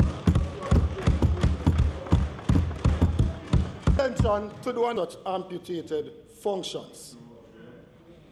Been enough emphasis placed on primary done to renovate and build primary health care facilities. And to the Ministry of that it is no longer a priority. Any member or sun is shining, that's where they have strong representation for the health center to be built in Rwanda. We need to access hospitals as the first point of contact for all. We're also aware that several other cases have been reported. Mr. Speaker, we must give credit to the former minister, the member from Eastern Station, so that we can fully combat for such a scheme. We do not know if a part of the discussion, the Pharmaceutical Society. There's a worrying suggestion to give prescriptive conditions, drugs. They want others to get prescriptive rights. But it's really not about that. The fact that they are prescribing caution. I believe that if there's a shortage of persons, what to do is to ensure that we have a doctor